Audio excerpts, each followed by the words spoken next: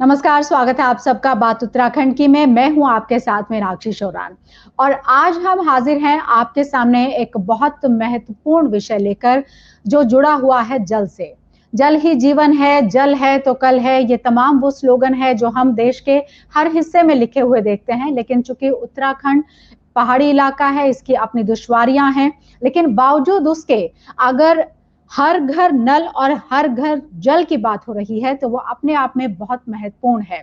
सरकार भी चाहती है कि सभी लोगों को पीने का स्वच्छ जल मुहैया हो पाए और उसके लिए लोगों को दूर दराज भटकना भी ना पड़े। हर घर में नल की व्यवस्था करना कितना ये चुनौती भरा है, कितनी मुश्किलें आएंगी, अभी स्थिति क्या है, यही हम सब जानेंगे। और इस बात को और ज्यादा विस्तार पूर्वक समझने के लिए हम अपने साथ मेहमानों को जोड़ रहे हैं और मेहमानों से मैं आपका परिचय करवा देती हूं। हमारे साथ जुड़ रही हैं इवा श्रीवास्तव जी, जो कि मिशन डायरेक्टर हैं जल जीवन मिशन की।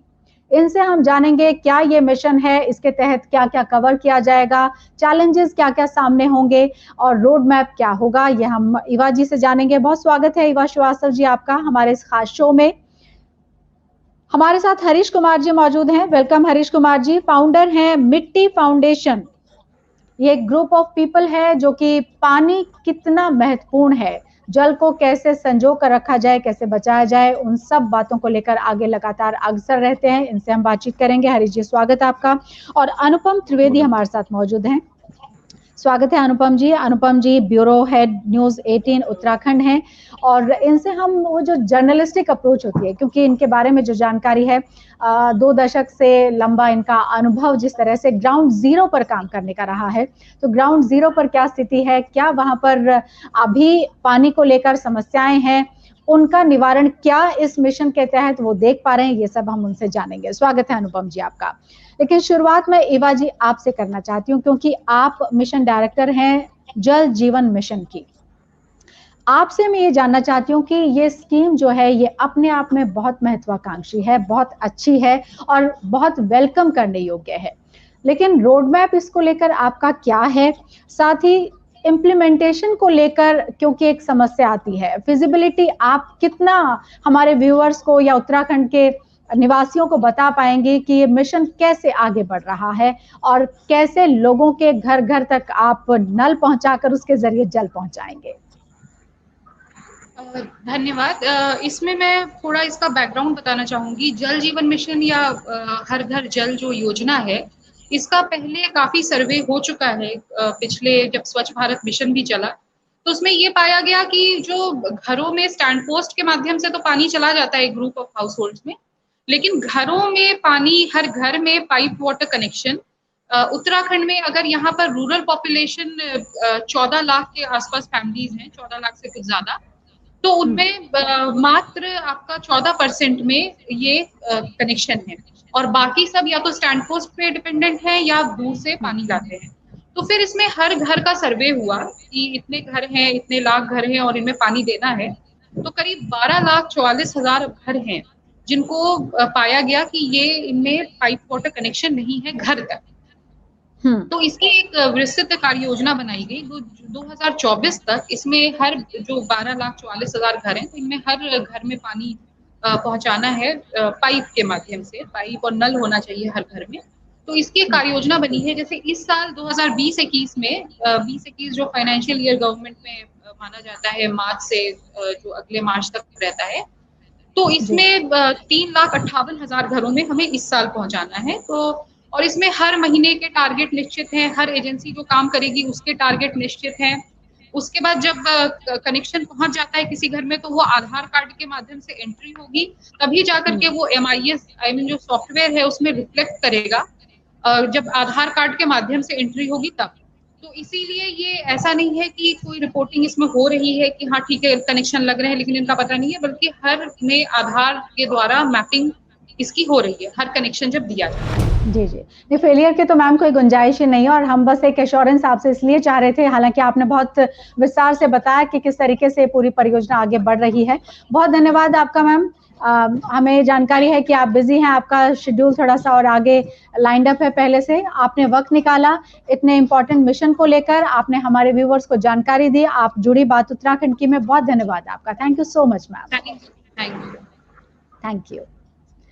अब अगला सवाल मैं जानना चाहती हूँ अनुपम त्रिवेदी जी से, और जो कि ब्यूरो हेड हैं न्यूज़ 18 उत्तराखंड।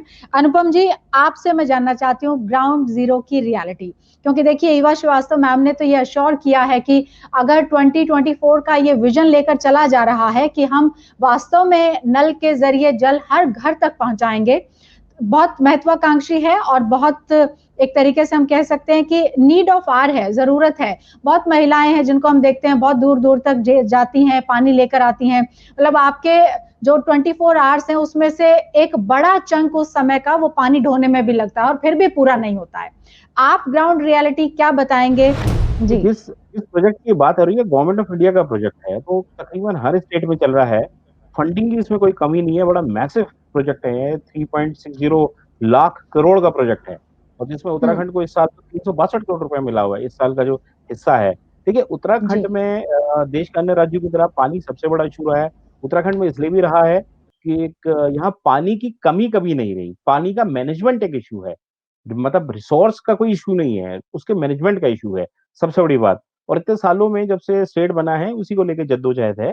ये पर्टिकुलर स्कीम जो आपके रूरल एरियाज में बात करती है, फोकस करती है, दोबारा मैं कहना चाहूंगा कि ये बड़ी महत्वपूर्ण स्कीम हमारे लिए हो सकती है, क्योंकि पहाड़ों में तो एक बड़ा इशू जो रहा है वो माइग्रेशन का रहा है। लोग पहाड़ छोड़ के चले जाते हैं, औरतें दिक्कत में होती है, जैसे आपने खुद कहा पानी के लिए आपके घर के नीचे नदी बह रही है 2 किलोमीटर नीचे, लेकिन उस 2 किलोमीटर से घर तक पानी लाना वो अपने आप में इशू है। पूरा दिन आपका ले जाता है, मतलब आपको 2-3 बाल्टी भी पानी लाना है, तो ये एक बड़ा इसमें जो है इशू है। और इस साल जो प्रोजेक्ट जो ये बात कर रहे हैं, यहाँ जो बात हो रही है कि घर तक पानी पहुंचाना, लेकिन यहाँ दूसरी बात एक चीज जो फैक्टर शायद सरकारी ऑफिशियल्स भूल रहे हैं या पता नहीं कंसीडर कर भी रहे हैं, मुझे थोड़ा सा उसमें शक है। वो ये है कि देखिए आपदाएं बहुत आती हैं, पहाड़ी प्रदेश है, आए दिन लैंडस्लाइडिंग हो रही है, लैंडस्लिप हो रहे हैं। अभी भी आप देखिए तमाम स्कीमें टूट जाती हैं बनने के बाद। उसका सबसे बड़ा इशू है मेंटेनेंस का। और पुरानी स्कीम्स का, पुरानी हिस्ट्री में अब जितनी स्कीम्स हम चली है, वर्ल्ड बैंक की चली, सोजल वगैरह, उनमें भी सबसे बड़ा प्रॉब्लम यही आता है, पानी की pipeline is not an issue. Pipeline तो बिक जाती है, पानी आ भी जाता है, उसके बाद वो डिसकंटिन्यू हो जाता है, फिर उसकी मेंटेनेंस, ये बहुत बड़ा चैलेंज है। इसके लिए कैसे कर पाएंगे, इसको तो शायद अब सरकार एड्रेस कर रही होगी मेरे ख्याल से, लेकिन यही मुझे लगता है सबसे बड़ा इशू है। और ये तो ग्रामीण इलाकों की बात छोड़िए, अभी तो शहरों में भी पानी की दिक्कत है। उत्तराखंड में अल्मोड़ा है, पौड़ी है, इवन देहरादून के कई इलाकों में अभी भी पानी की कमी है, प्रेशर की कमी है, मतलब रूरल भी और अर्बन भी दोनों जगह इशू है। ये जो हमारे साथी हैं हरीश कुमार जी, बेहतर मुझे लगता है ये लोग, आप क्योंकि पानी में काम करते हैं, ये ज्यादा इस चीज को एड्रेस कर पाएंगे। लेकिन बतौर पत्रकार को मैंने देखा है कि इन स्कीम्स में पिछले कुछ सालों में लगातार पैसा आया। जब हम उत्तर प्रदेश का भी हिस्सा थे तब भी यहाँ पहाड़ के हिस्से में, उत्तर प्रदेश का जो ये पहाड़ी हिस्सा था, तब भी पैसा आता था, सजल का प्रोजेक्ट चलता था। आज भी उसी चीज को लेकर हम आगे बढ़ा रहे हैं, लेकिन अब देखने वाली बात होगी सक्सेसफुल कितना रह पाता है, सक्सेस रेट इसका क्या होगा। जी जी, चलिए हम सक्सेस को लेकर भी जानेंगे। और जैसा आपने जिक्र किया, हरीश कुमार जी ज्यादा और हमको बता पाएंगे, फाउंडर हैं मिट्टी फाउंडेशन के, और साथ ही प्रोजेक्ट पानी जो है वो एक महत्वपूर्ण एस्पेक्ट है इनका, जो बाकी और काम करते हैं उसके अलावा भी। हरीश कुमार जी, आपसे मैं पानी के जो इम्पोर्टेंस है वो आप तो समझ रहे हैं, आपके साथ में जो और बाकी टीम मेंबर्स हैं वो भी समझ रहे हैं, और आई एम श्योर और भी बहुत सारे लोग होंगे जो पानी बचाना है, क्योंकि जल है तो कल है, ये स्लोगन अपने आप में बहुत इंपॉर्टेंट है।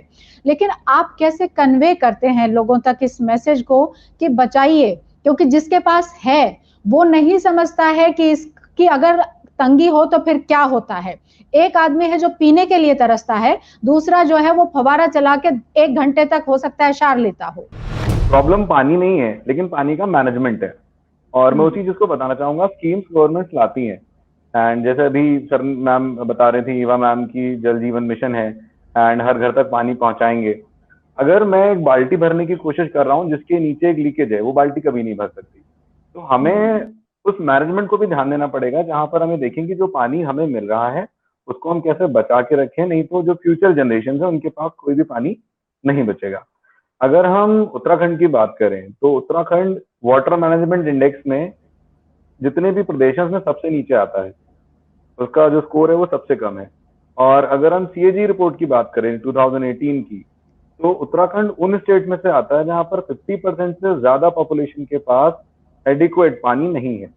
या तो पानी है तो वो पीने लायक नहीं है, यूजेबल नहीं है, और अगर वो जिन भी पर्टिकुलर एरियाज में है जहां पर हम देखते हैं कि कोई शॉर्टेज नहीं है, वहां पर उसका बहुत ज्यादा हम देखते हैं कि लोग उसको वेस्ट करते हैं। जैसे कि अभी आपने भी कहा, आपने इस चीज को बहुत आई थिंक नोटिस करा होगा कि लोगों के घर के बाहर जो एक एरिया होता है, लोग उसको भी पानी से धोते हैं, पाइप लगाते हैं, अपना पंप ऑन करते हैं और लोग शुरू करते हैं। गाड़ियां हैं, मतलब गाड़ियां धोते रहते हैं। घर में अगर 10 गाड़ियां हैं तो 10 की 10 गाड़ियां डेली की डेली सबकी सब साफ होंगी। तो हम ये उस समय नहीं सोचते कि जो पानी में ये वेस्ट कर रहा हूँ वो पानी कहाँ जा रहा है। और हमारा जो स्टार्ट हमने करा था वो इसी उद्देश्य को लेकर करा था कि हम लोगों में अवेयरनेस लेकर आए। बगैर लोगों के साथ के हम पानी नहीं बचा सकते। अभी जैसे हम आजकल देखते हैं कि लोगों को गवर्नमेंट कहती है कि जी आप मास्क लगाइए, क्योंकि गवर्नमेंट अपने एंड पर कुछ भी कर ले, जब तक लोगों का साथ नहीं होगा हम शायद उस चीज को कंट्रोल नहीं कर पाएंगे। तो उसी तरह से हमने कोशिश करी कि हम एक एक घर को जाएं, हर घर में जाएं। और हमारा एक ब्रोशर है जिसमें कि मैं आपको दिखाना चाहूंगा सभी को कि ये एक ब्रोशर है और ये हमारी टीम के द्वारा तैयार करा गया ब्रोशर है। इसमें देश विदेश की सारी जानकारी है कि पानी को लेकर कहाँ कहाँ किस किस तरह की परेशानियां हैं। और जैसे केप टाउन के बारे में हम जानते हैं कि केप टाउन दुनिया का पहला ऐसा शहर है जिसने ग्राउंड जीरो ऑलमोस्ट टच करा है, जहां पर पानी बिल्कुल खत्म हो चुका था। तो उस तरह की सिचुएशन ना आए उसके लिए हमने ये ब्रोशर तैयार करा है। और इसमें आखिर में हम कुछ चीजों की बात करते हैं कि हम घर में अपने पानी कैसे बचा सकते हैं। बिल्कुल, बिल्कुल। तो जो नेचुरल रिसोर्सेज हैं और जो नेचुरल तरीके हैं, वो भी अपनाए जाने चाहिए और सरकार जब इस तरह की महत्वाकांक्षी योजनाएँ लेकर आ रही है, वो भी अपने आप से कम वेलकम तो उनका किया ही जाना चाहिए, क्योंकि एक इनिशिएटिव अच्छा है, महत्वाकांक्षी योजना है और कोशिश कम से कम जो है वो बहुत अच्छी कही जा सकती है। और उम्मीद भी की जानी चाहिए कि अब जब स्टेप बाय स्टेप आगे गवर्नमेंट बढ़ना चाह रही है और एक चेक एंड बैलेंस रखने की भी बात कर रही है, फंडिंग भी है, खर्च भी किया जा रहा है, जब सब चीजें हैं तो हम एक कम से कम सुखद तस्वीर की कल्पना तो जरूर कर सकते हैं। और जिन नेचुरल रिसोर्सेज का आपने जिक्र किया, मैं क्योंकि उसको देखा, मैंने स्वयं, मैं रानीखेत में थी और पास में एक गांव था, वहां पर जिस तरीके से उन्होंने मैकेनिज्म बना रखा था वो इतना अच्छा मैकेनिज्म था कि शायद किसी सरकार की उस गांव को जरूरत है नहीं, लेकिन बावजूद उसके, क्योंकि सरकार का ये दायित्व है, सरकार की जिम्मेदारी है कि वो लोगों तक स्वच्छ निर्मल पेयजल पहुंचाए और कम से कम लोगों को दुविधा हो उस तरीके से पहुंचाए। तो आई एम श्योर लोगों को ये चर्चा पसंद आई होगी। अनुपम त्रिवेदी जी, आप जुड़े वक्त निकालकर हमारे साथ, बहुत बहुत शुक्रिया आपका। और आपके ऊपर जिम्मेदारी उस लिहाज से भी है कि सरकार को सवाल पूछते रहिएगा। सरकार से सवाल पूछना हमारा काम है। जहां पर लगे कि सरकार थोड़ा सा ढीली है तो सरकार से हम सवाल पूछ के कम से कम वो मुस्तैदी तो दिखा ही सकते हैं और थोड़ा सा चीजों को अगर डिरेल हो रही है तो रास्ते पर लाने की कोशिश कर सकते हैं। वो हमारा दायित्व है। आई एम श्योर आप उसको बहुत अच्छे से निभा रहे हैं जिस तरह की जानकारी है। बहुत धन्यवाद सर, आपने वक्त निकाला, आप जुड़े हमारे साथ। हरीश कुमार जी, आपका भी बहुत बहुत शुक्रिया हमारे साथ जुड़ने के लिए। बहुत अच्छा आपका इनिशिएटिव है, फाउंडेशन मिट्टी जिस तरीके से काम कर रहा है। अभी आप जितनी टीम है, आई एम श्योर और लोग आपके साथ जुड़ेंगे। इस चर्चा के बाद भी लोगों ने जिस तरीके से रीच आउट करने की कोशिश की है, और वैसे भी क्योंकि एक नोबल सा कॉज है और बहुत अच्छा आप कर रहे हैं, और आई एम श्योर बहुत ज्यादा लोग आपके साथ जुड़ते चले जाएंगे और आप एक बदलाव जरूर लेकर आएंगे सोसाइटी में, समाज में। बहुत धन्यवाद सर, आप जुड़े। Thank you so much. और इवा श्रीवास्तव जी हमारे साथ शुरुआत में जुड़ी हुई थी। इवा जी, आपका भी बहुत बहुत धन्यवाद हमारे साथ इस चर्चा में शामिल होने के लिए, लगातार हमारे साथ इस चर्चा में बने रहने के लिए। और महत्वपूर्ण वो है कि सरकार कर क्या रही है, उस तमाम चीजों की जानकारी हमारे व्यूअर्स तक पहुंचाने के लिए। तो ईवा जी का भी बहुत बहुत धन्यवाद अंत में मैं करना चाहूंगी। तो बात उत्तराखंड की में आज के लिए इतना ही। उम्मीद करते हैं कि सरकार की जो योजना है हर घर नल हर घर जल, ये महत्वाकांक्षी तो है ही, साथ ही साथ हम इसकी पॉसिबिलिटी उस लिहाज से भी देखेंगे कि ये पूरी होती नजर आए, क्योंकि 2024 की एक डेडलाइन है जो कि सरकार की तरफ से दी गई है। तो हम भी इंतजार करेंगे और उम्मीद करेंगे कि लोगों के घरों तक नल पहुंचेंगे और उनके जरिए जल भी। आज के लिए इतना ही, धन्यवाद।